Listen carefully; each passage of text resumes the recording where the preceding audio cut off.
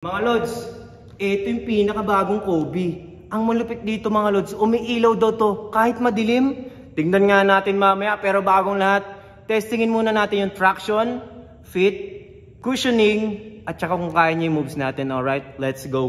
Ganda guys, oh. Tawag nga pala dito mga Lods, Kobe 5 X-ray. Kasi tingnan nyo naman guys, oh. Para siyang X-ray ng buto.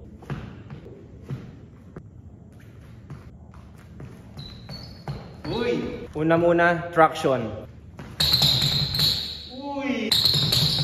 Uy! Uy! Uy! Kapit mga Lods. Hindi ka na ito papakawalan.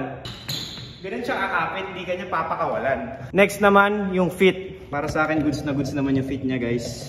Kahit low cut siya, talagang secure yung feeling niya kasi may heel cap. Yan, may heel cap guys. Tapos talagang ramdam mo yung padding dito sa likod, oh. Talagang niyayakap niya yung ankles. Tsaka hindi siya masakit dito sa gilid. So parang may spacing siya. Yan guys, oh, kita niyo nga yung paa ko, yan, oh. Naka-align. Pero yan guys, fit, panalo to guys. Next naman, cushioning. Lambot, gagi.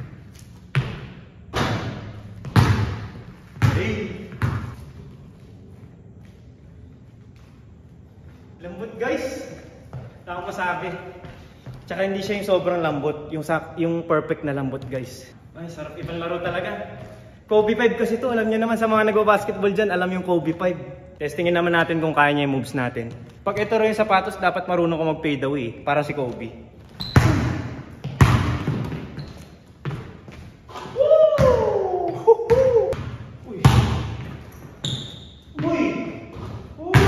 Overall, ang ganda ng sapatos na to guys. Yung traction guys, perfect 5 out of 5. Grabe guys, ito yung ilalim nyo. Para siyang heartbeat. Yan, heartbeat pattern. Grabe to guys, hindi kayo papakawalan na ito. Ganun siya kakapit. Yung fit guys, shit, hirap. Perfect eh. 5, utang ina. Yung fit niya guys, para sa akin, 5. Grabe kasi. Talagang, ewan ko ba, ang napaganda nito talaga. Yung dito guys, yung kapal. Talagang niyakap niya ankle mo kahit low cut siya. Tapos ito talaga stable talaga dito bando. Kasi may heel cap. Hindi siya masakit sa gilid. Hindi naipit yung pa ako. Hindi nagaganyan, no? Hindi nagaganyan. Kumbaga nakaganyan siya. Kaya 5. What a fit 5. Cushioning. Oh my goodness. Tingin ko guys, ito yung pinakauna nating perfect kasi yung cushioning para sa akin 5! Puta, ay na, 5! 5 guys! Grabe, Kobe 5! Perfect 5 across the board. Overall guys, talagang perfect to guys. Ito na siguro isa sa pinaka best na pang basketball talaga, Kobe 5. Yan guys, pangalawang Kobe 5 ko na to kaya isa sa mga pinaka favorite ko talaga ito, Kobe 5. Kung may pagkakataon kayong makakuha ng Kobe 5, kunin nyo na. Isa sa pinaka the best na panlaro to.